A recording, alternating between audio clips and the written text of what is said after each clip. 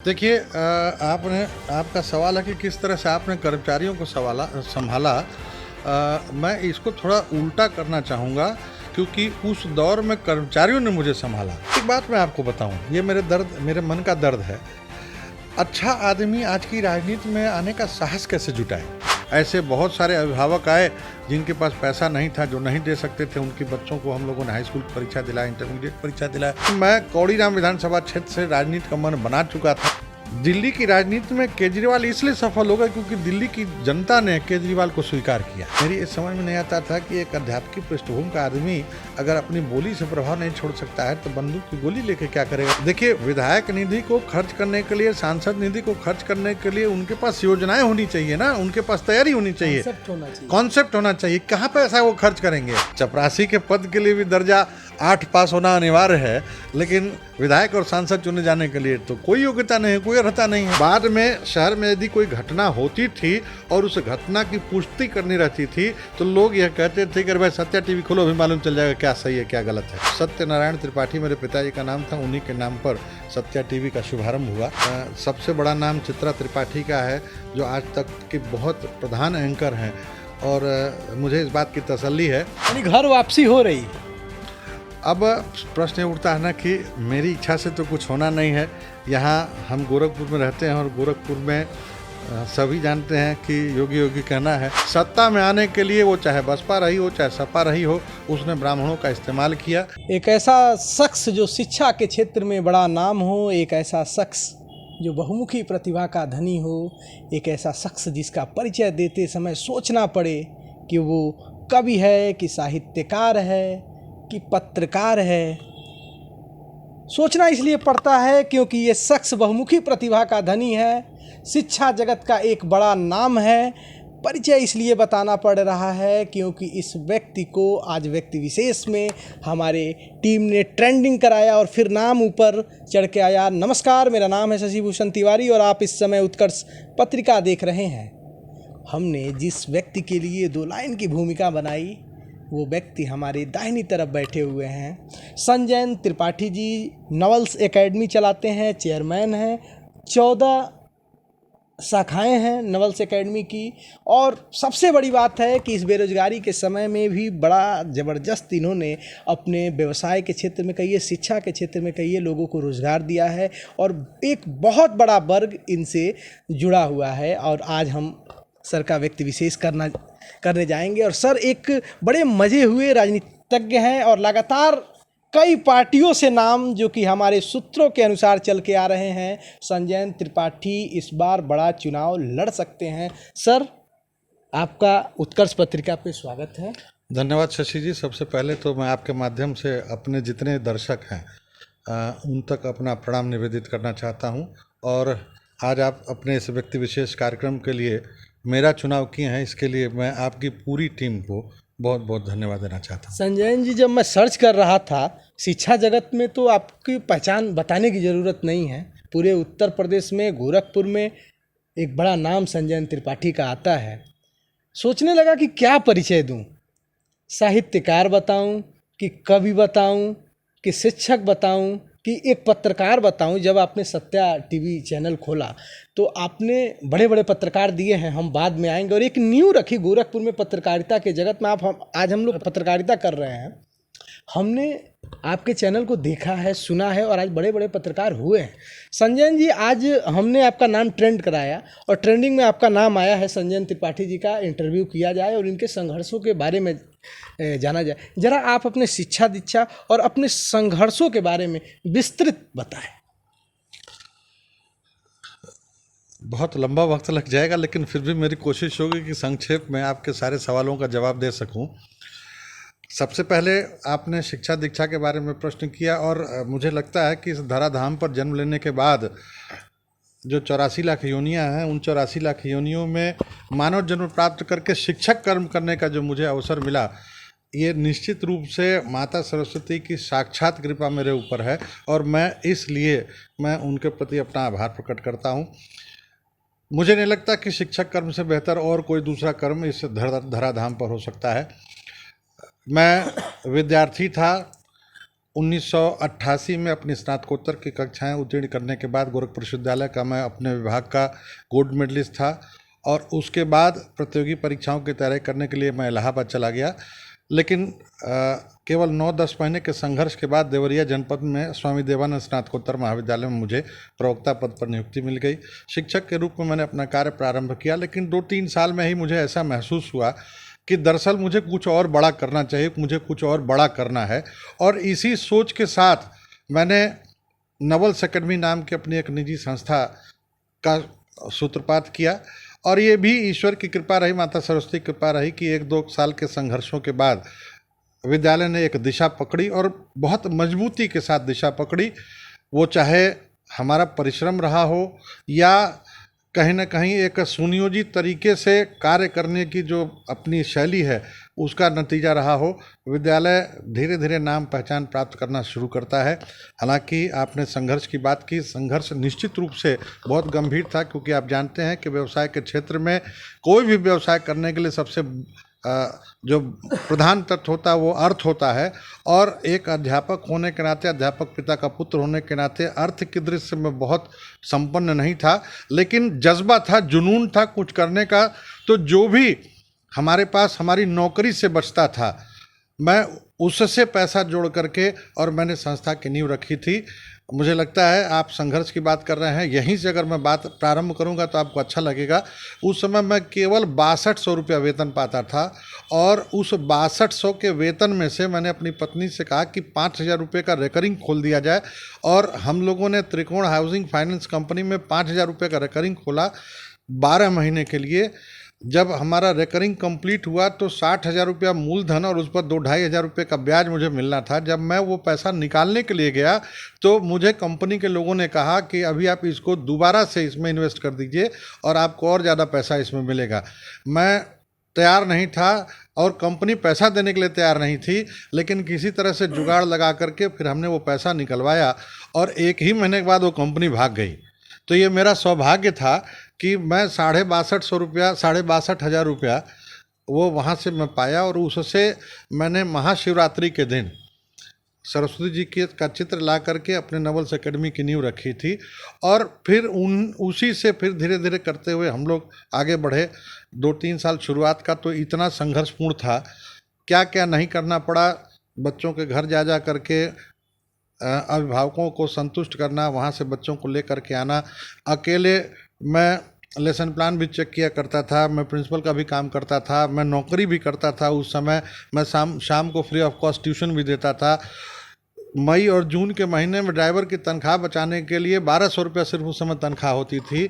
मैं ड्राइवर को छुट्टी दे देता था क्योंकि मैं 1200 रुपया उस ड्राइवर को नहीं देना चाहता था, वो मैं बचाना चाहता था। तो ऐसे शुरुआती दौर का यह संघर्ष रहा और मुझे लगता है यह संघर्ष केवल मेरा नहीं था, मेरे जैसे बहुत सारे एंटरप्रेन्योर्स जो किसी ऊर्ध्वगामी सोच के साथ कुछ बड़ा करने की इच्छा रखते हैं और जिनके पास पैसा नहीं होता है, उन्हें शुरुआत तो कहीं न कहीं यहीं से करनी होती है। मैं अपना सौभाग्य मानूंगा और अपने साथ साथ उन तमाम सारे लोगों का सौभाग्य मानूंगा जो मेरे साथ जुड़ करके मेरे इस अभियान में इसको सफल बनाने के प्रयास में शामिल रहे। मुझे पूरा यह विश्वास है, यकीन है कि उस एक विद्यालय से शुरू होकर के आज हमारी 14 शाखाएं केवल गोरखपुर में हैं। अभी इस साल मऊ में हमारी शाखा शुरू हुई है, 2 साल पहले फैज़ाबाद में हमारी शाखा शुरू हुई, लखनऊ में शाखा का निर्माण हो रहा है। पूरे उत्तर प्रदेश में अगर देखा जाए तो शिक्षा का सबसे बड़ा नेटवर्क है। CBSE board, ICSE board, UP board, सारे विद्यालयों की मान्यता है। तो ये हमारे लिए एक बड़ी उपलब्धि रही, क्योंकि शून्य से शुरुआत हुई तो यहाँ तक पहुँचे तो एक बड़ी उपलब्धि हम इसको मानते हैं। शिक्षा जगत में अगर संजयन त्रिपाठी बने तो उसके पीछे एक संघर्ष की लंबी यात्रा रही। आप किसी भी पृष्ठभूमि से आए, पैसे हो ना हो, संघर्ष करने पड़ते हैं। और नवल्स एकेडमी के अगर संस्थापक कहें, चेयरमैन कहें, अगर वो बहुमुखी प्रतिभा का हो, खुद शिक्षक हो, भीतर एक पत्रकारिता छिपी हो, पत्रकारिता का मतलब कि प्रश्न पूछने की एक कला हो, और वो स्पोर्ट में भी दिलचस्पी ले रहा हो, थोड़ी थोड़ी राजनीति भी हो, तो वो संस्था और भी ऊपर जाती है। क्योंकि हमने नवल्स में हमने कवर किया है, वहाँ के स्टूडेंटों को देखते हैं, आप नई खोज कर रहे होते हैं। कि कैसे आपके स्टूडेंट अपने आप को डेवलप कर पाए, वो कुछ अच्छा सीख पाए। लगातार एक आपकी रचना होती है और आप मीटिंग भी ले रहे होते हैं। मैं आपसे ये पूछना चाहूँगा, कोविड का दौर था, आपने चुनौतियाँ खूब देखी हैं और एक ऐसा स्वाभिमानी वर्ग आपके साथ जुड़ता है, शिक्षक, जो 20,000, 25,000, 15,000 की वो जॉब करता है और अपना उसमें गुजारा कर रहा होता है, ट्यूशन पढ़ा के और कुछ स्वाभिमानी होता है वो। कोविड का दौर था, आपकी भी संस्था ने कुछ दिक्कतें सही होंगी, ऑनलाइन के माध्यम से आप शिक्षा को दे रहे थे। इस चुनौती को आपने अपने ढंग से कैसे उससे अपने निपटने की कोशिश की और किस तरह से कोविड के दौर पे अपने अपने कर्मचारियों को सैलरी देना, ये जरा विस्तृत, ये बड़ा प्रश्न है। कोविड के दौर में किस तरह से इस चुनौती का आपने सामना किया?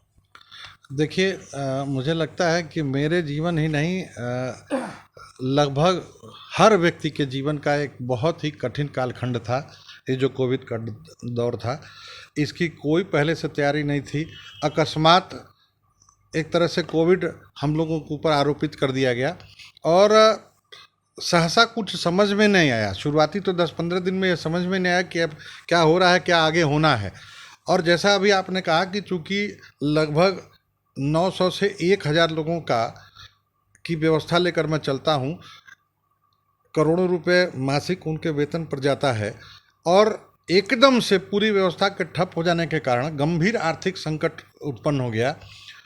उस आर्थिक संकट में संतुलन साधना और उन 800-900 परिवारों की आजीविका संचालित करने के लिए व्यवस्था प्रबंधन करना एक बहुत कठिन कार्य था, बहुत कठिन कार्य था। मैं क्योंकि एक मिनट आपको रुकूंगा जी, आपसे जब मेरी बात हो रही थी तो आप ये कह रहे थे कि कोविड के दौर में रात रात भर मुझे नींद नहीं लगती थी। ठीक है, पैसे हैं, मैं ये मेरे आंखों के सामने वो 800 परिवार घूमते थे कि अगर किसी तरह से सैलरी में अगर मैंने कटौती की या किसी तरह से कर्मचारियों की कटौती की तो परिवार कैसे जिएगा। क्योंकि हमने देखा कि कोविड के दौर में भारत में अगर सबसे ज़्यादा हाथ उठे मदद के लिए तो कोविड के दौर में उठे, प्रवासी मजदूरों की बात थी। तो आपने कहा कि कभी कभी ऐसा लगा कि मेरी आंखें भी भर गई। तो ये क्या वाकया था और किस तरह से आपने संस्था में कर्मचारियों को संभाला? देखिए, आपका सवाल है कि किस तरह से आपने कर्मचारियों को संभाला। मैं इसको थोड़ा उल्टा करना चाहूँगा, क्योंकि उस दौर में कर्मचारियों ने मुझे संभाला। मैं थोड़ा संशोधन कर दूं, मैंने अब तक के अपने जीवन में कभी किसी को कर्मचारी नहीं समझा, क्योंकि मैं तो शिक्षण संस्था लेकर के चलता हूं और मैं स्वयं शिक्षक हूं, बाकी सबको शिक्षक मान करके चलता हूं। मैंने कभी ये माना ही नहीं कि मैं एम्प्लॉयर हूँ, वो हमारे एम्प्लॉय हैं, मैं भी शिक्षक हूँ, वो भी शिक्षक हैं। इसी भाव के साथ हमारा उनका संबंध रहा। और सच बताऊँ आपको, मैं कोविड काल ने मुझे एहसास कराया कि 27 साल की जो मेरी सेवा थी, उस सेवा का प्रतिफल हमारे लोगों ने हमें आत्मबल दे करके, संबल दे करके, और मुझे ये कहा कि आप बिल्कुल चिंतित मत होइए, मुझे आपकी स्थिति का पूरा अंदाज़ा है, आपसे जो बन पड़ता हो दीजिए, नहीं बन पड़ता तो मत दीजिए। और आपको बताऊं, बड़े ईमानदारी से मैं आप लोग के सामने इस बात को रख रहा हूं कि मैंने अपने सारे लोगों को बुलाया। मैंने कहा कि जो आ रहा है वो आपको पता है, आप उसके अनुसार वितरण कर दीजिए, बाकी हमारी स्थिति जो बनती है उससे हम जो कर सकते हैं करेंगे। मैं फिर आपके चैनल के माध्यम से अपने सारे लोगों तक ये बात पहुंचाना चाहता हूं कि वह दौर मेरे द्वारा उनको संभालने का नहीं था, बल्कि उनके द्वारा मुझे संभालने का था। और मैं इस अर्थ में बहुत सौभाग्यशाली हूं कि मेरे पास ऐसे लोगों की टीम थी कि उन्होंने कभी भी हमारे सामने कोई ऐसी परिस्थिति पैदा नहीं की जहां हम किसी धर्म संकट की अवस्था में आते। वह दौर था, उस दौर को हम निकल आए। अब चीज़ें फिर धीरे धीरे बैक टू नॉर्मल आ रही हैं, अब लगभग आ चुकी हैं।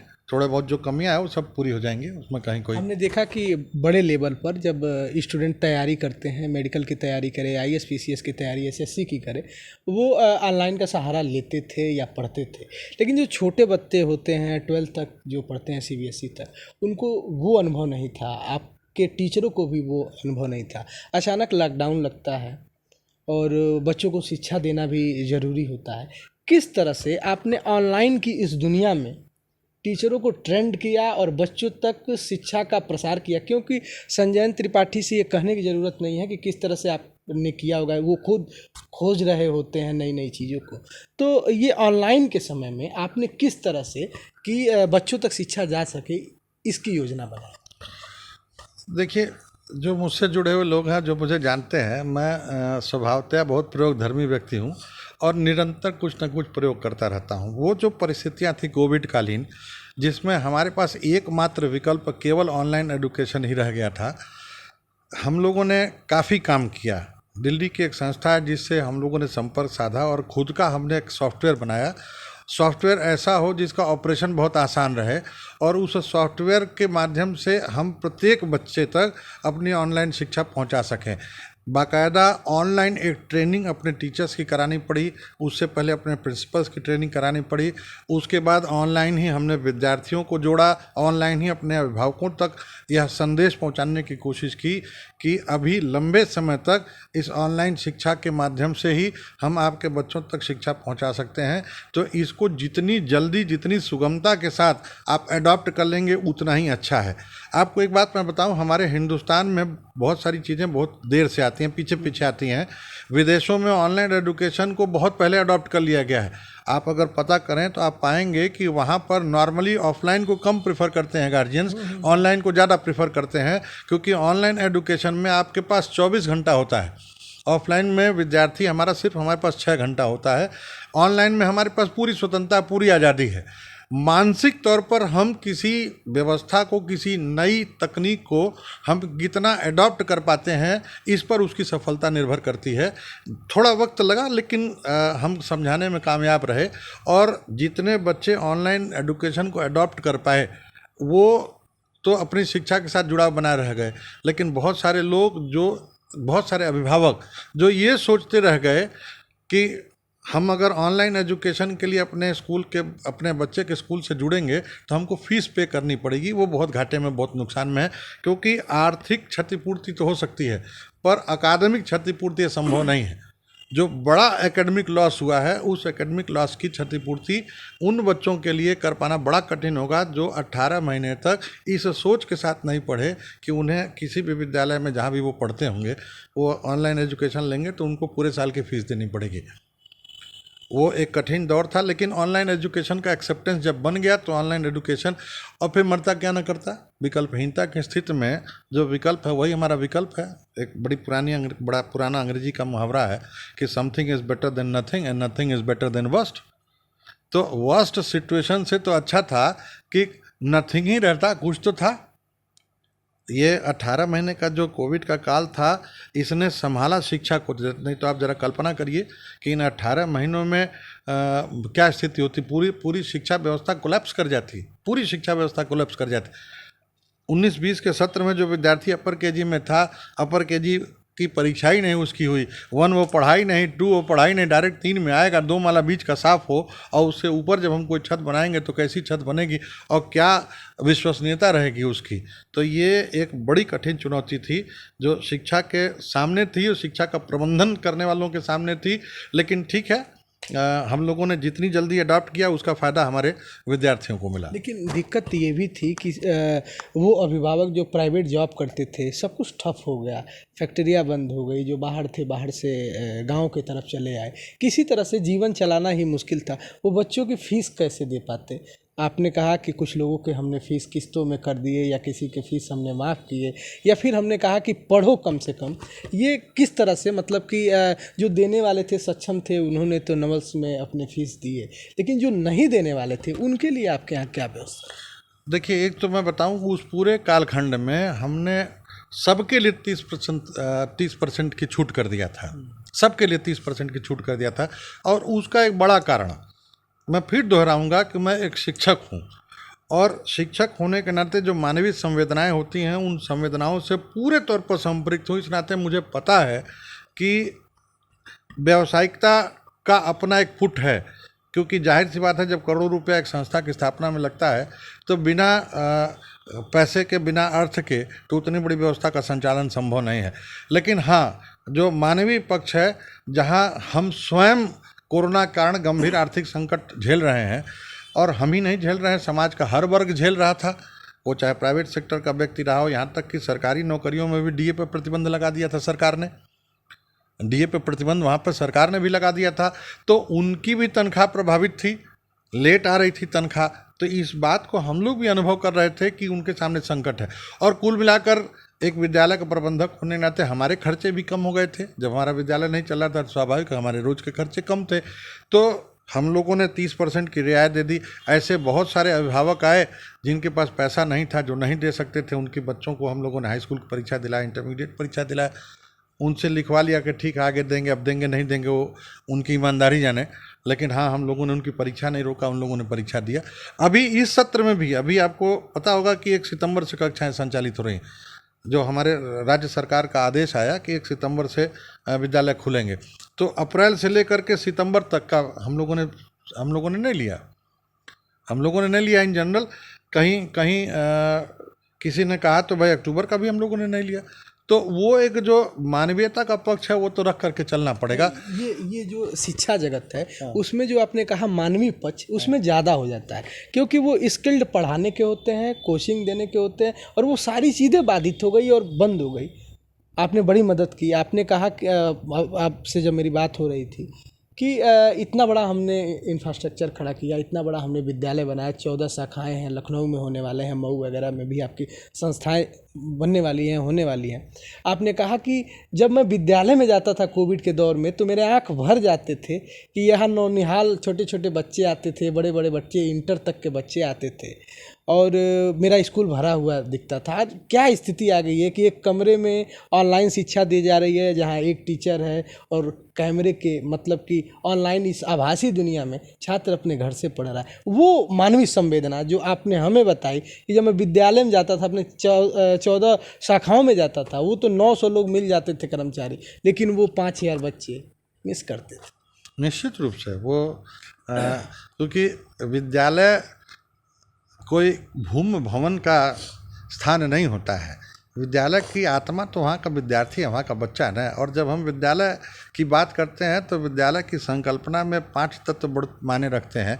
वहाँ का जो प्रबंधन है, वहाँ का जो प्रिंसिपल है, वहाँ के जो टीचर्स हैं, वहाँ के जो बच्चे हैं और जो गार्जियन हैं, ये 5 ऐसे तत्व हैं जो मिल करके किसी विद्यालय की संरचना को पूर्ण करते हैं, मुकम्मल करते हैं। अब उसमें जो सबसे प्रधान तत्व है हमारा विद्यार्थी। अगर विद्यार्थी न रहे तो टीचर क्या करेगा, प्रबंधक क्या करेगा, प्रिंसिपल क्या करेगा। विद्यालय शिक्षा का मंदिर है, शिक्षा देने के लिए तो देंगे किसको, जिसको लेना है वो है ही नहीं है। अब व्यवस्था उस दौर की ये थी कि ऑनलाइन एजुकेशन के माध्यम से हमको अपने विद्यार्थियों को पढ़ाना है। मैं स्वयं बताऊं आपको, कई बार मैं अपने विद्यार्थियों को संबोधित करता था, कई बार मैं अपने विद्यार्थियों के वर्कशॉप कंडक्ट करता था, मनोवैज्ञानिक ढंग से उनको बल देने का कार्य करता था। मेरी खुद समझ में नहीं आता था कि मैं बात किससे कर रहा हूँ, क्योंकि मेरे सामने एक कैमरा लगा होता था और कैमरे के पीछे खड़ा हुआ कैमरा ऑपरेटर होता था, तो मैं किससे बात कर रहा हूँ मुझे खुद ही नहीं पता होता था। तो ये जो शिक्षा व्यवस्था है ये तो शिष्य और शिक्षक के बीच का एक संवाद होता है। और जब तक आँख से आँख न मिले, जब से दिल न मिले, जब तक भावना से भावना न मिले, जब तक आत्मीयता पैदा ना हो एक दूसरे के प्रति, एक दूसरे के मन में, तब तक वो शिक्षा मुकम्मल नहीं होती है। लेकिन वो एक दौर था। अब उस दौर में इसके अतिरिक्त विकल्प ही क्या था, इसके अतिरिक्त कोई विकल्प नहीं था। मुझे तो लगता है कि भूल जाना ही उचित होगा उस दौर को। हालांकि उस दौर ने बहुत कुछ सिखाया भी, हम लोगों को बहुत कुछ सिखाया। उस दौर ने बहुत कुछ दिया, बहुत कुछ छीना तो बहुत कुछ दिया भी हम लोगों को, बहुत कुछ सीखने को भी मिला। सबसे बड़ी चीज़ जो हम सीख पाए, उस ऑनलाइन एजुकेशन का जो एक्सेप्टेंस बना उसने हमको समय थोड़ा अधिक दे दिया। अभी जब ऑफलाइन क्लासेस शुरू हो गई हैं तो हमारे यहाँ ऑफलाइन ऑनलाइन का ब्लेंड हो गया है। अब बहुत सारा काम जो ऑफलाइन में हम लोग करते थे, जो बहुत समय ले लेता था, अब उस समय को हम ऑनलाइन को दे दिए। जैसे हमको विद्यालय में परीक्षा कंडक्ट करानी है तो, और उसी दौर में हमको अपना पाठ्यक्रम भी पूरा करना है, तो समय का बड़ा अभाव रहता था। अब ऑनलाइन ने हमें ये दे दिया कि हम ऑफलाइन में पूरा पढ़ाने का काम करते हैं, परीक्षा ऑनलाइन ले रहे हैं। परीक्षा ऑनलाइन, प्रतिदिन शाम को 6 बजे से 7:30 बजे हमारे ऑनलाइन की परीक्षा होती है। ये जो समय की बचत हुई हमारे लिए बड़ा लाभ रहा। ऑनलाइन का एक्सेप्टेंस ये रहा कि जो प्रतिदिन होमवर्क लिखने के लिए बच्चों को दिया जाता था, वो समय अध्यापक का भी बच गया, विद्यार्थी का भी बच गया, क्योंकि अब हम ऑनलाइन प्रतिदिन अपलोड कर देते हैं, होमवर्क अपलोड कर देते हैं। पहले कई बार ऐसा होता था कि होमवर्क बच्चा लिखा नहीं, या लिखा घर पे गया तो गार्जियन को बताता नहीं था, गार्जियन उससे पूछता था तो कहता था आज होमवर्क ही नहीं मिला। अब ऑनलाइन गया तो गार्जियन देख लेता है कि हाँ साहब झूठ बोल रहा है बच्चा। संजय जी, अब राजनीति पे आते हैं जी। आप कौड़ीराम से उपचुनाव लड़ते हैं, 13,800 कुछ वोट पाते हैं। कांग्रेस की विचारधारा को अपनाते हैं, यहाँ भी आएंगे। मैं चुनाव को कवर कर रहा था तो एक व्यक्ति से पूछा कि वो 4-5 नाम आप बताइए गोरखपुर में जिसे आपको लगता है कि राजनीति में आना चाहिए और चुनाव लड़ना चाहिए। तो उस व्यक्ति ने हमें बताया कि भैया संजयन त्रिपाठी जी अगर चुनाव लड़ते हैं या उनकी योग्यता को देखते हुए अगर एमएलसी बनाया जाता है, जब आप एमएलसी का चुनाव लड़ रहे थे, जिस तरह से उन्होंने शिक्षा में काम किया है, जब जाके वो ऑफिस में बैठते हैं, पूरे अपने कैंपस को देखते हैं और नई नई सोच के साथ काम करते हैं, अगर वो शिक्षा मंत्री होते, मैं उस व्यक्ति की बात बता रहा हूँ, तो बड़ा अच्छा होता। क्योंकि व्यक्ति 14 शाखाएं डालता है और नए नए खोज कर रहा है शिक्षा के क्षेत्र में, तो बाबू बड़ा अच्छा रही। हम तो ऐसे अपन बात बताओ थे, नहीं वृद्ध थे। फिर वो 2-4 और नाम वो गिनाए कि उनको राजनीति में आना चाहिए, और ऐसे व्यक्ति आते हैं, प्रबुद्ध लोग आते हैं, पढ़े लिखे व्यक्ति आते हैं, तो हम लोग सपोर्ट करेंगे। ज़रा आप अपने राजनीतिक सफ़र के बारे में बताइए। शिक्षा को आपने संभाला, पत्रकारिता भी आपके भीतर जी रहा था और उसमें एक राजनीति भी पनप रहा था। राजनीति की शुरुआत कैसे हुई? देखिए, संयोगात है। सन 2002 में विधानसभा का चुनाव चल रहा था और योगी आदित्यनाथ जी उस समय गोरखपुर के सांसद थे। पार्टी स्तर पर कुछ उनके मतभेद रहे होंगे, उस मतभेद के कारण उन्होंने गोरखपुर विधानसभा के जो पार्टी के प्रत्याशी थे बीजेपी के शिव प्रताप शुक्ल जी, उनका उन्होंने विरोध करके उनके खिलाफ एक प्रत्याशी अपना उतार दिया हिंदू महासभा से, डॉक्टर राधा मोहन दास अग्रवाल को।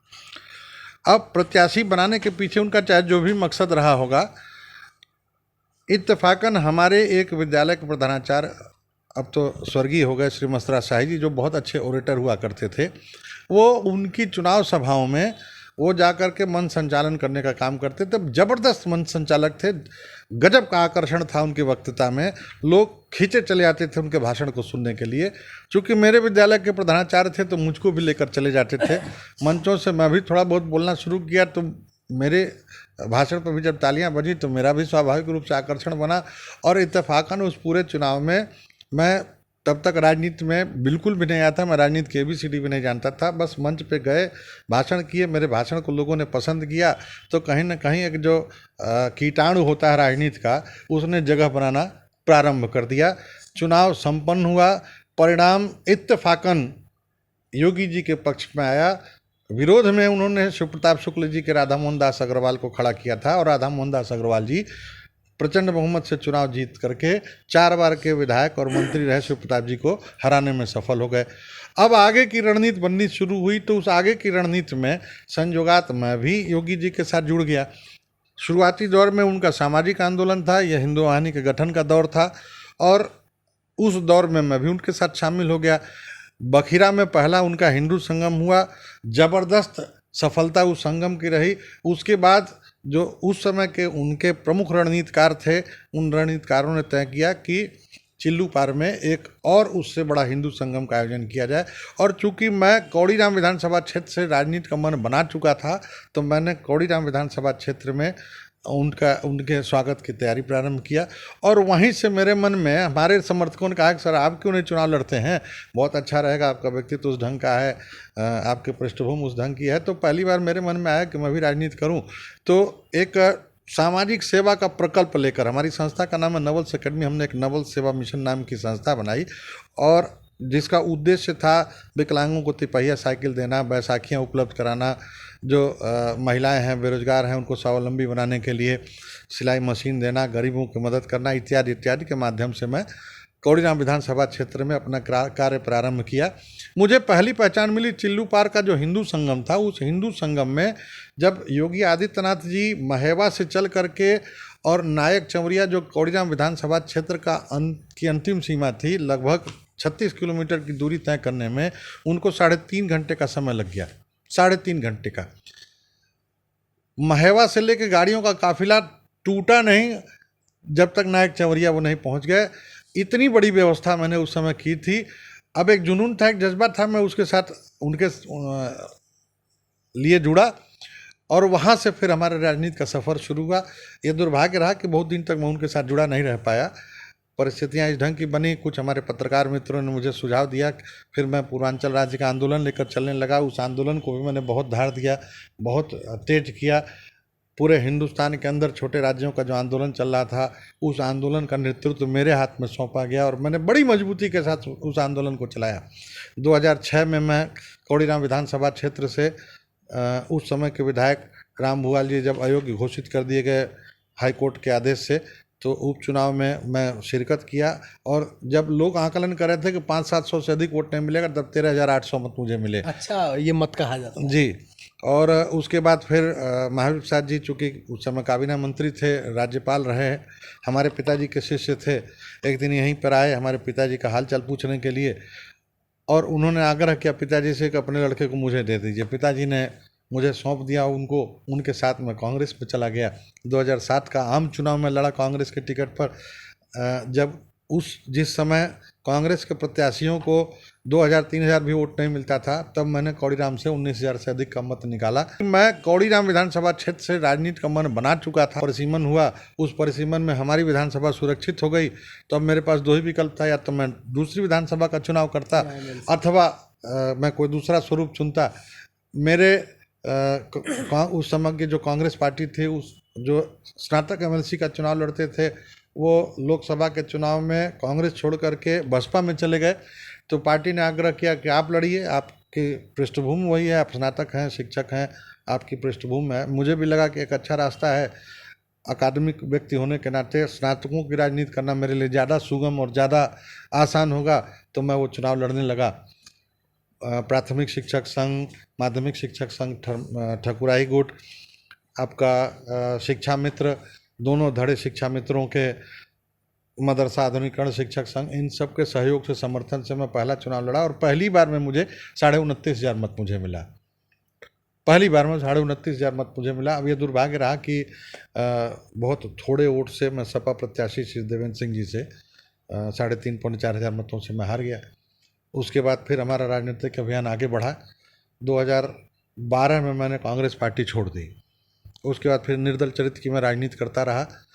2017 में फिर मैं एमएलसी का चुनाव लड़ा, इस बार माध्यमिक शिक्षक संघ शर्मा गुट के समर्थन से लड़ा, लेकिन 8,000 वोट अधिक पा करके पहली बार से फिर भी मैं चुनाव हार गया, 4-4,500 वोट से। तो राजनीति का ये संघर्ष है। एक बात जो अभी आपने कहा, जिसको मैं विशेष रूप से यहाँ उल्लेख करना चाहूँगा, आपने कहा कि आपने किसी सज्जन का जिक्र किया, आपने कहा कि अच्छे लोगों को चुनना हो तो आप किसका नाम प्रस्तावित करेंगे, तो किसी सज्जन ने मेरा भी नाम प्रस्तावित किया। एक बात मैं आपको बताऊं, ये मेरे मन का दर्द है। अच्छा आदमी आज की राजनीति में आने का साहस कैसे जुटाए, सवाल यहाँ खड़ा होता है। किसी व्यक्ति का आना उतना महत्वपूर्ण नहीं है जितना जनता द्वारा उसको स्वीकार करना है। दिल्ली की राजनीति में केजरीवाल इसलिए सफल हो गए क्योंकि दिल्ली की जनता ने केजरीवाल को स्वीकार किया।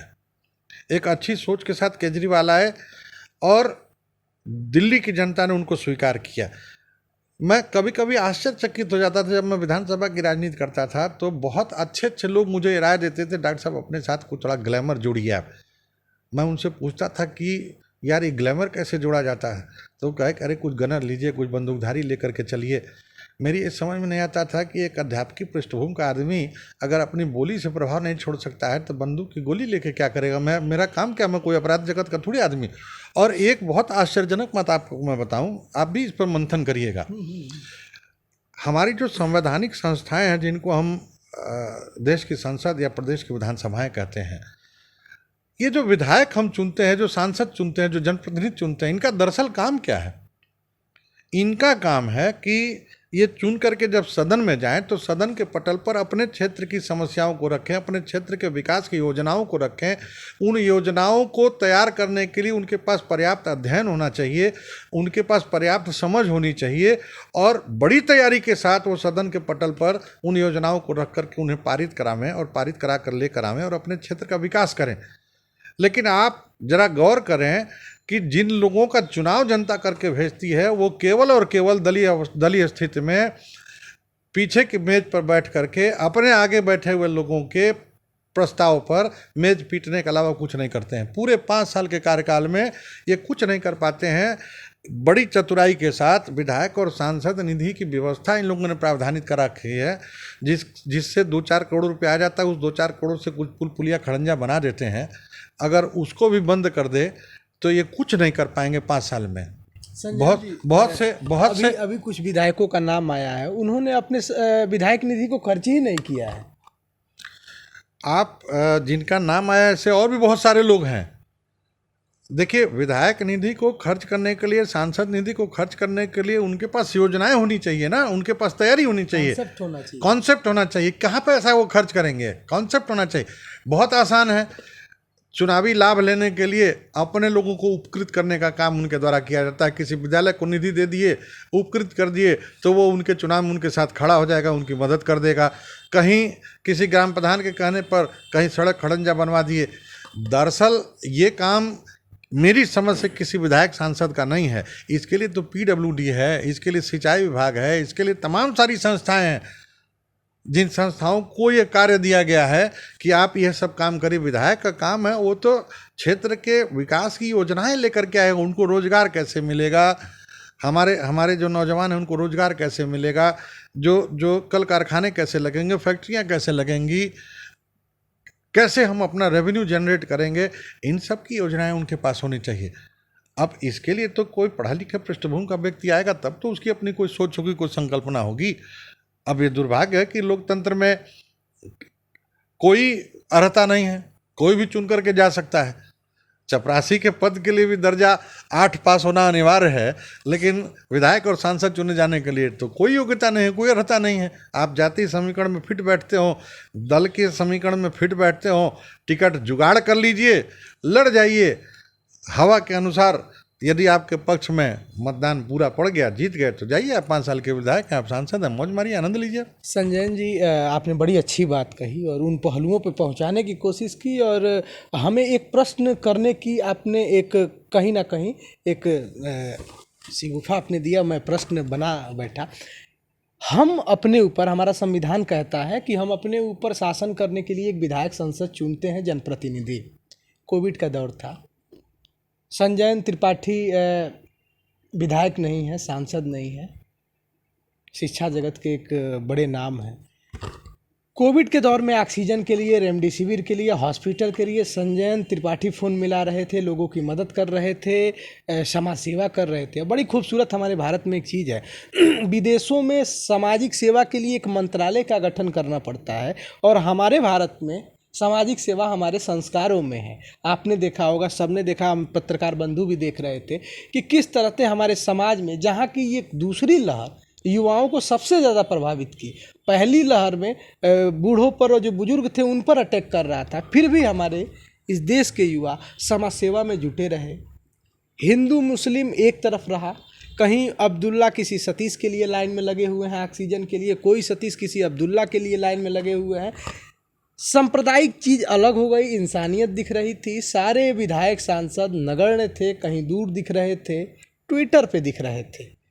आप जैसे समाजसेवी बीच में थे, वो किसी भी दल के हो, किसी भी विचारधारा के थे, विधायक दूर थे। इस पे आपका क्या विचार है? देखिए, वो जो दौर था ना, वो दल, जाति, भाषा, प्रांत, इन सारे मतभेदों से ऊपर वो मानवता के सुरक्षा का समय था। कहीं कोई विषय ही नहीं था कि रोग जाति देख करके तो आ नहीं रहा था, दल देख करके तो प्रभावित कर नहीं रहा था, धर्म देख करके तो प्रभावित कर नहीं रहा था। कोरोना का प्रभाव तो समान रूप से सबके ऊपर पड़ रहा था। तो और मुझे लगता है कि उस 2-3 महीने का जो बिल्कुल एकदम शिखर काल था कोरोना का, उसमें राजनीतिज्ञों की जो भूमिका होनी चाहिए थी, वो ईमानदारी से उस भूमिका का निर्वाह वो नहीं कर पाए। और पहली बार ऐसा निकला कि लगा कि राजनीति पीछे हो गई, समाज आगे आ गया।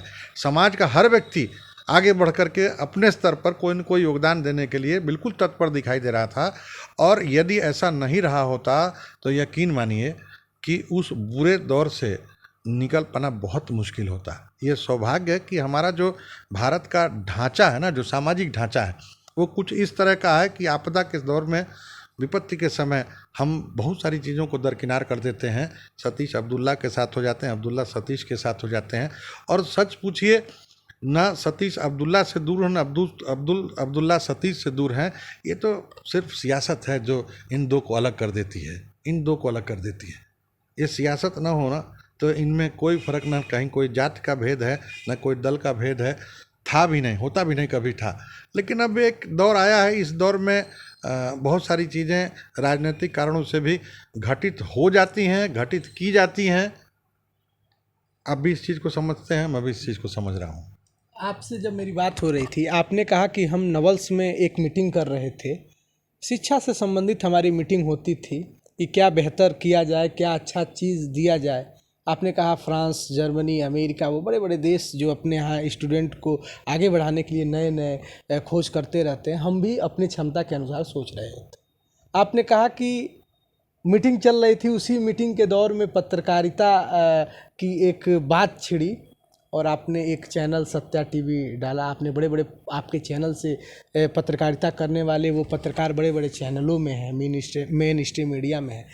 पत्रकारिता एक शिक्षक के भीतर जगना, फिर राजनीति में जाना, राजनीति की तो बात आपने बताई, पत्रकारिता के बारे में ज़रा बताइए, किस तरह से शिक्षा से आप डायरेक्ट पत्रकारिता के क्षेत्र। ये भी एक बड़ा विचित्र सा संयोग है। शिक्षक था, शिक्षक के बाद राजनीति में आया, राजनीति में आने के बाद जब विस्तार हुआ हमारे परिचय का, तो उसी क्रम में बहुत सारे पत्रकार साथियों के साथ भी मुझे जुड़ने का मौका मिला। नामोल्लेख मुझे लगता है कि यहाँ बहुत उचित नहीं होगा, इसलिए मैं नामोल्लेख नहीं कर रहा हूँ, लेकिन कुछ अपने बहुत निकट के पत्रकार मित्रों के सुझाव पर यह विषय आया कि एक यहाँ पर स्थानीय स्तर का एक लोकल टीवी चैनल यहाँ पर शुरू किया जाना चाहिए। शुरुआती दौर में तो यहाँ पर तकनीकी सहयोग नहीं मिल पाने के कारण हमारा प्रयोग शुरू होकर के बंद हो गया। तकरीबन 6 महीने तक हम लोग उसको ग्राउंड पर नहीं ला सके, फ्लोर पर नहीं ला सके, क्योंकि एडिटिंग के लिए जो सॉफ्टवेयर ज़रूरी होता था, उस सॉफ्टवेयर के बारे में यहाँ के लोगों को जानकारी नहीं थी और एडिट करने का तरीका नहीं पता था। फिर मैं गया मुंबई, और मुंबई जा कर के वहाँ पर जो लोकल टीवी चैनल चलाए जाते थे, उन लोकल टीवी चैनल के संचालकों से मिल कर के, और फिर मैं वहाँ के एक आदमी से जुड़ा और उसको मैं लेकर यहाँ पर आया, और फिर विधिवत उसकी नींव रखी गई और सत्या चैनल इस तरह से शुरू हुआ। सत्यनारायण त्रिपाठी मेरे पिताजी का नाम था, उन्हीं के नाम पर सत्या टीवी का शुभारंभ हुआ। और आप जान करके आश्चर्य करेंगे, एक सोच शुरू से मेरे मन में रही कुछ अलग हट कर करने की। ये मेरे व्यक्तित्व का एक बहुत विशेष पक्ष रहा कि मैं हमेशा ये कोशिश करता हूँ कि धारा के विपरीत चल करके अपनी कोई एक अलग पहचान बनाऊँ। शिक्षक होते हुए राजनीति में आया, और राजनीति करते हुए फिर पत्रकारिता का जो एक उत्स होता है वो अपने आप पता नहीं कैसे प्रकट हुआ अपने पत्रकार मित्रों के। और ये भी संयोग देखिए कि बहुत कम समय में हमारा चैनल इतना लोकप्रिय हुआ कि आप उसका आकलन इस रूप में करें कि वो दौर था जब अखबारों का जो प्रसार होता था वो प्रभावित हो गया, क्योंकि अखबार दिन भर की पूरी घटना वो सुबह पहुंचा पाते थे और हम उसी दिन शाम को पहुंचा दिया करते थे। इसमें आपको अगर याद होगा, मुझे सन तो ठीक से नहीं याद है, लेकिन गोरखपुर में एक सीरियल ब्लास्ट हुआ था, बम ब्लास्ट हुआ था, और उस सीरियल बम ब्लास्ट को हम लोगों ने लाइव टेलीकास्ट किया था। जब हमारे पास संसाधन नहीं होते थे तब भी हम लोगों ने ये कोशिश किया, हमारे 3 संवाददाता अपने अपने छायाकारों के साथ 3 जगह पर बम ब्लास्ट हुआ था और वहाँ गए थे, और हम लोग 5 मिनट का डेफर्ड लाइव चला रहे थे, ऑडियो लाइव चल रहा था। हमारे जो एंकर्स थे उस समय वो एंकर्स ट्रेंड नहीं थे कि बिना स्क्रिप्टेड कोई चीज़ पढ़ सकें वो। तब मैंने पहली बार उस चुनौती का सामना किया और मैंने कहा कि मैं कैमरे का सामना करता हूं। मतलब आपने कैमरे का सामना, एंकर की भूमिका निभाई? जी बिल्कुल बिल्कुल। 3 घंटे तक लगातार मैं सामने खड़े होकर के और बिना किसी स्क्रिप्ट के मैं लगातार बात कर रहा था। जो हमारे संवाददाता थे और पल पल की खबरें मैं अपडेट कर रहा था, जो भी हमारे सत्या टीवी के उस समय दर्शक थे। और उस दिन के उस कार्यक्रम ने सत्या टीवी की विश्वसनीयता को दर्शकों के बीच इतना बढ़ा दिया कि बाद में शहर में यदि कोई घटना होती थी और उस घटना की पुष्टि करनी रहती थी तो लोग यह कहते थे कि अरे भाई सत्या टीवी खोलो, अभी मालूम चल जाएगा क्या सही है क्या गलत है। ये था, इससे हम लोगों का हौसला बढ़ा। और आपको मैं बताऊं, अलग हट करके सोचने की जो हमारा तरीका रहा है, बाद में हम लोगों ने उसको रीजनल कर दिया। अब आप पूछेंगे रीजनल कैसे हो गया। सहारा टीवी उस समय चला करता था, तो सहारा टीवी पे वो अलग अलग शहरों की खबरें चलाते थे। तो उसमें गोरखपुर सिर्फ आता था, बगल का महाराजगंज, कुशीनगर, सिद्धार्थनगर, संत कबीर नगर, ये सारे जनपद देवरिया छूट जाते थे। मैंने हर जनपद में अपना ब्यूरो कार्यालय खोला, एक आदमी को मैंने नियुक्त किया वहाँ पर। और उस समय तब तकनीक इतनी बेहतर नहीं हो पाई थी, फैक्स का ज़माना था। तो हमने अपने हर एक ब्यूरो चीफ से कहा कि सुबह से लेकर शाम 4 बजे तक जो भी आपके पास घटनाएं होती हैं, जो भी आपके पास घटनाक्रम है, आप उनकी रिपोर्ट बना करके आप हमको भिजवा दीजिए फैक्स के द्वारा, ताकि हमारी एंकर जो आती है न्यूज़ पढ़ने के लिए, तो वो न्यूज़ पढ़ करके चली जाएगी। और फुटेज के लिए आप जो वीडियो टेप होता है, उस टेप को रोडवेज की बस से आप प्रतिदिन भिजवा दीजिए। तो 1.5 घंटा लगता था, 2 घंटा, 4 बजे वो छोड़ते थे और 6 बजे तक हमारे पास यहाँ गोरखपुर में रिसीव हो जाता था। 1-1.5 घंटा लगता था उसको एडिट करने में, और एडिट करके 7 जनपदों की रीजनल खबरें हम लोग दिखाते थे। यहाँ गोरखपुर में एक बहुत बड़ी बात थी कि गोरखपुर में रहने वाला आदमी देवरिया की खबर भी देख ले रहा है, कुशीनगर, महाराजगंज, सिद्धार्थनगर, संत कबीर नगर और बस्ती तक की खबरें वो देख ले रहा है। और इसका उल्टा फिर 10 बजे रात को फिर हम लोग उसको वापस भिजवा देते थे कि उन जनपदों पे फिर वो चला करता था। तो एक तरह का एक नया प्रयोग था और वो बहुत सफल प्रयोग था।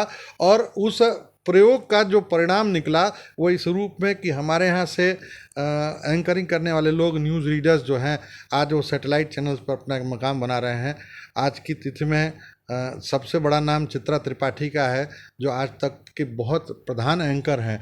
और मुझे इस बात की तसल्ली है, एक बार अयोध्या में वो कवरेज करने के लिए आई थी, उस समय सहारा टीवी में वो थी, और मैं संजोग से मैं चुनाव लड़ रहा था। रात को मैं खाना खाने के लिए जब डाइनिंग हॉल में पहुंचा, वहाँ वो भी थी, उनकी पूरी टीम थी। लेकिन आ करके उन्होंने मेरा पैर छू करके मुझे प्रणाम किया और ले जा करके अपनी पूरी टीम से बताया कि ये मेरे मेंटोर हैं, इन्होंने मुझे यहाँ तक पहुँचाया है। तो एक बहुत तसल्ली होती है। बहुत सारे लोग, प्रशांत पांडे हैं, बिल्कुल रॉ थे। अब स्वाभाविक है, जब यहाँ पर कोई इलेक्ट्रॉनिक चैनल था ही नहीं तो कोई भी आदमी इलेक्ट्रॉनिक चैनल के बारे में क्या जानेगा। लेकिन मैं वो तकनीक लेकर के आया, टेलीप्रॉम्प्टर क्या होता है, न्यूज़ कैसे रीड करनी है, कैसे कैसे न्यूज़ स्क्रॉल की जाती है, कैसे उसकी एडिटिंग होती है, ये सारा कुछ है। उसकी लाइटिंग कैसे होती है, स्क्रीन बर्न ना करे तो लाइट कैसे, कितना लाइट देना है, ऑब्जेक्ट की दूरी बैकग्राउंड से कितनी दूरी होनी चाहिए, ये सारा कुछ मैं खुद सीख कर मुंबई से आया और यहाँ के लोगों को मैंने उसको ट्रेंड किया और फिर धीरे धीरे करके। संजन जी, ये छिपा नहीं है किसी से, आपको अगर कुछ नहीं समझ में आता है, जैसे अमेरिका में आपने बताया कि प्रोजेक्टर मैंने देखा ये कैसे चल रहा था, तो आपने किसी जानकार लड़के से ये पूछा जो जानने वाला कि ये क्या है, कैसे है, उसने आपको समझाया, तो आपने कहा कि मेरे यहाँ अप्लाई हो सकता है या नहीं। ये सारी बातें, सब कुछ अच्छा चल रहा था, सत्या टीवी भी अच्छा चल रहा था, आपने बड़े बड़े एंकरों की बात की दिया है और वो बेहतर पत्रकारिता कर भी रहे हैं, प्लेटफॉर्म देने का काम किया, और भी आप आगे देते और भी एंकर निकले होते, क्योंकि आपकी सोच बड़ी अच्छी है। सत्या टीवी सब कुछ अच्छा चल रहा था, अचानक सत्या टीवी का बंद होना? नहीं, अचानक बंद होना नहीं था। वो प्रदेश सरकार की एक नीति आई 2012 में, जब बसपा की सरकार थी, 11-12 का समय था, जब बसपा की सरकार थी तो मायावती जी ने मुख्यमंत्री होते हुए उन्होंने एक नियम पारित किया जिसमें यह बता दिया कि उत्तर प्रदेश के अंदर प्रत्येक जनपद पर प्रति स्क्रीन 100 रुपये का मनोरंजन कर लगेगा। अब हमारे गोरखपुर में उस समय जो चैनल के संचालक होते थे वो 50,000 दिखाते थे कि 50,000 टीवी हमारी चलती है और 50,000 के हिसाब से मनोरंजन कर देते थे। तो अब 100 रुपये के हिसाब से 50,000 का मतलब हो गया सीधे सीधे 50 लाख रुपया। तो अब जो केबल नेटवर्क वाले थे उन लोगों ने कहा कि भाई आप लोग 8-9 लोग स्थानीय चैनल चलाते हैं, तो ये जो 50 लाख रुपया है इसको 8-9 लोग मिल करके आपस में बांटिए। तो हमारे चैनलों की इतनी रेवेन्यू ही नहीं थी कि प्रत्येक चैनल 5 लाख 8 लाख रुपया उस समय दे सके। हम लोग उस समय सिर्फ 30,000 रुपया देते थे। तो अब 30,000 की जगह 5 लाख रुपये यदि हमको केबल नेटवर्क को ही देना पड़ जाएगा चलाने के लिए, तो ये संभव ही नहीं था व्यवहारिक दृष्टि से। अंततोगत्वा केवल सत्या टीवी नहीं बंद हुई, पूरे प्रदेश के अंदर जितने भी लोकल टीवी चैनल्स थे वो सारे के सारे बंद हो इसको आप कैसे लेते हैं? मतलब अभिव्यक्ति की स्वतंत्रता को हतोत्साहित करना देखते हैं। इस समय देखिए पोर्टल वाले चैनल चल रहे हैं, अभिव्यक्ति की स्वतंत्रता इतनी है कि लोग अपने अपने चैनल चला रहे हैं। अगर गोरखपुर की माने तो लगभग सैकड़ों के आसपास चैनल होंगे चल रहे हैं। उस समय जब आपके ऊपर कर लगता है 100 रुपये के हिसाब से, इसको आप कैसे देखते हैं? सरकार का कर लगाना हतोत्साहित करना था या फिर बड़े चैनलों को प्रमोट करना था? बिल्कुल, आपने बिल्कुल सही बात पकड़ी है। ये दरअसल बड़े जो चैनल्स थे वो इससे प्रभावित हो रहे थे। जो लोकल चैनल्स थे ना, वो लोकल चैनल्स टीआरपी प्रभावित कर रहे थे उन बड़े चैनलों की। तो बड़े चैनलों की एक बड़ी गंभीर साजिश थी वो, जिसमें उन लोगों ने लोकल टीवी चैनल्स को बंद करा दिया और सरकार के ऊपर दबाव बना करके ऐसी नीति बनवा दी जो बिल्कुल व्यवहारिक नहीं थी। मेरी दृष्टि में वो व्यवहारिक नहीं थी। अब यह है कि सरकार के लिए वो व्यवहारिक रहेगी तभी तो सरकार उसको लेकर के आई। संजय जी, एक चर्चा खूब चल रही है सियासी गलियारों में, आपने कांग्रेस छोड़ दिया है, चुनाव की भी चर्चा चल रही है, कुछ लोग बाहर बैठे भी थे, संजय जी को चुनाव लड़ना चाहिए। पार्टी का जो नाम आ रहा है हमारे सूत्रों के अनुसार से कि आप बीजेपी ज्वाइन कर रहे हैं। अब देखिए, मैंने तो पहले ही आपके इंटरव्यू में बता दिया है कि मेरी शुरुआत योगी आदित्यनाथ जी के साथ हुई राजनीति की, और स्वाभाविक तौर पर कहीं ना कहीं हिंदुत्व की विचारधारा से संबद्ध रहने के नाते स्वाभाविक झुकाव तो हमारा उधर रहा। लेकिन परिस्थिति जन्य मैं वहाँ से थोड़ा भटका और भटक करके मैं कांग्रेस में चला गया। 6 साल 6.5 साल कांग्रेस में रहा। यानी घर वापसी हो रही है। अब प्रश्न ये उठता है ना कि मेरी इच्छा से तो कुछ होना नहीं है। यहाँ हम गोरखपुर में रहते हैं और गोरखपुर में सभी जानते हैं कि योगी योगी कहना है, तो माननीय मुख्यमंत्री जी से हम लोग संपर्क साधने की कोशिश कर रहे हैं। एक दो अवसर संयोग से ऐसे बने हैं जहाँ पर कुछ अनुकूलता अनुभव हुई है। अब बाकी हम लोग तो बहुत छोटे लोग हैं, निर्णय उन लोगों को करना है कि हम उनके लिए उपयोगी हैं कि नहीं उपयोगी हैं। यदि उपयोगी लगेंगे तो निश्चित रूप से उनका आशीर्वाद मिलेगा। आशीर्वाद मिलेगा तो इच्छा तो है, इच्छा जाना चाहते हैं। क्योंकि एक मोटी चीज़ आप समझिए, आप सामाजिक क्षेत्र में रहकर भी आप बहुत कुछ सेवा का कार्य कर सकते हैं, लेकिन अगर कुछ बड़ा करना चाहते हैं तो उसके लिए कोई न कोई राजनीतिक अधिकार का पद आपको चाहिए। जब तक आपके पास राजनीतिक अधिकार का पद नहीं होगा तब तक आप व्यक्तिगत प्रयास से एक सीमित सेवा का कार्य आप कर सकते हैं। राजनीतिक अधिकार संपन्न होने के बाद आपकी सक्षमता बढ़ जाती है, आपकी सामर्थ्य बढ़ जाती है, और फिर आप बड़े फलक पर ज़्यादा लोगों को आप लाभान्वित करने की स्थिति में। बड़ी अच्छा सवाल किया आपने। कहा कि हिंदुत्व की विचारधारा थी, योगी जी से आपका निकट का पहले का संबंध था, उनके साथ आप रहे हैं, काम किए हैं। एक तरफ ब्राह्मण प्रबुद्ध सम्मेलन बीएसपी करा रही है, सारी पार्टियां ब्राह्मणों के पीछे जा रही हैं, और विपक्ष का कहना है कि ये बीजेपी की सरकार में ब्राह्मण सबसे ज़्यादा उपेक्षित रहे हैं, ब्राह्मणों के साथ न्याय नहीं हुआ है, सबसे ज़्यादा ब्राह्मणों के साथ दिक्कतें पैदा हुई हैं। सतीश चंद्र मिश्रा ने कहा ये ठोको सरकार है, जहाँ दबंग ब्राह्मण देखते हैं ठोको।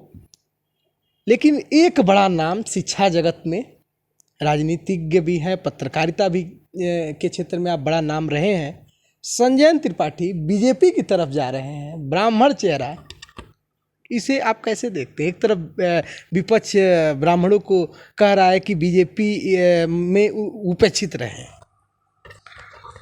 देखिए, ये तो सही है कि इस समय पूरे सियासत में जो ब्राह्मणों की स्थिति है वो बहुत चिंताजनक है।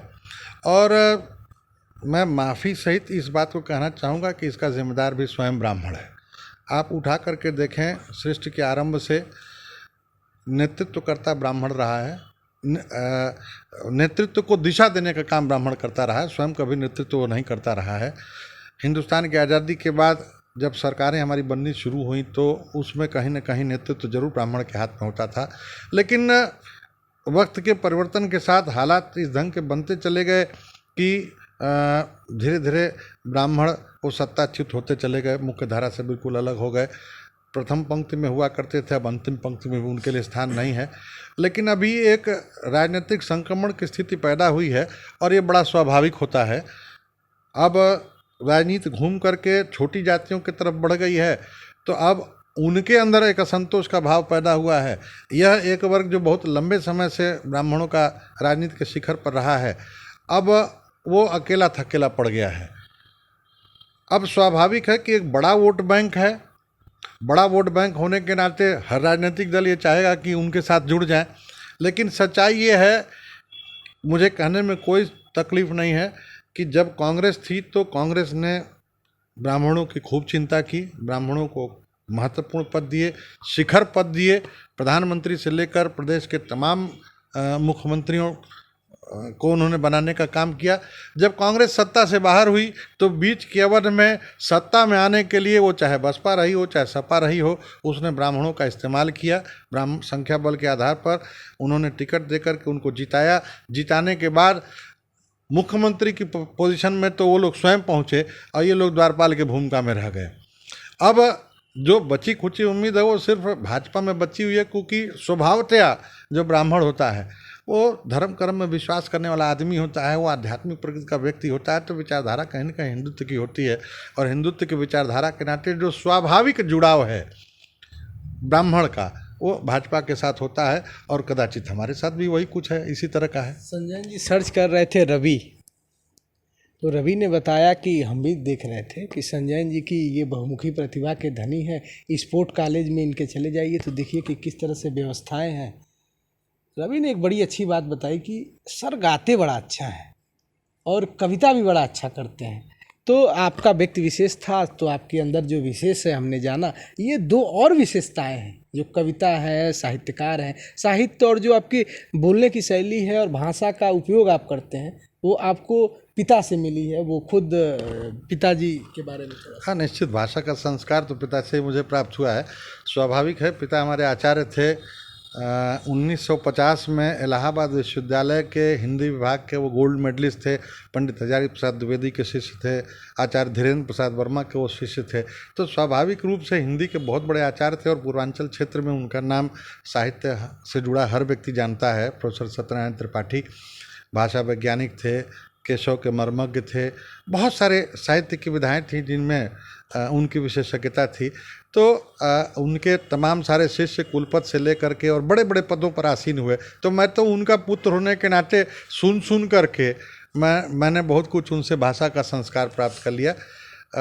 साहित्यकार हूँ तो जाहिर सी बात है साहित्य की रचना करनी ही करनी है। कविताएं, गज़लें, ये सब लिखने का काम पिताजी भी करते थे, मैं भी करता हूँ।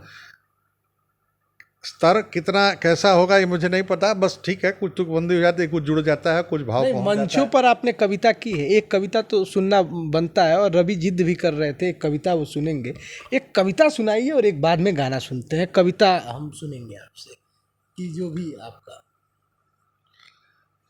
एक बहुत पहले शुरू में मैंने लिखा था, मैंने आपसे कहा ना कि मैं स्वभावतः थोड़ा प्रयोगधर्मी हूँ, तो कविता में एक प्रयोग मैंने किया।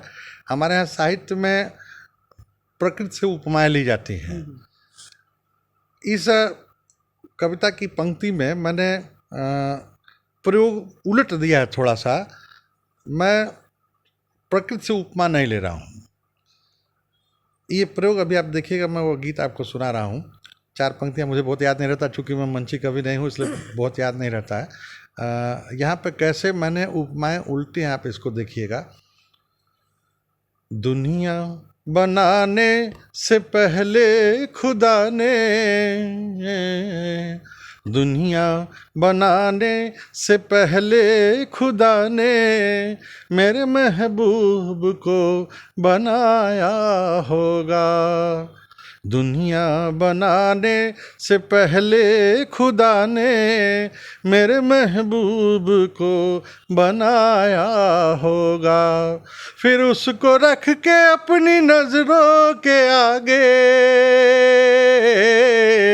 फिर उसको रख के अपनी नजरों के आगे, खूबसूरत जहां ये क्या बात। बनाया होगा। हो दुनिया बनाने से पहले खुदा ने मेरे महबूब को बनाया होगा।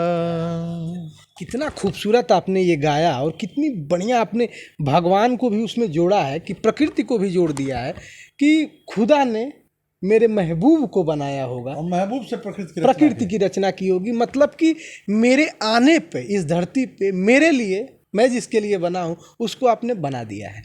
खूबसूरत है। कविता भी आप करते हैं, ये तो गाना था।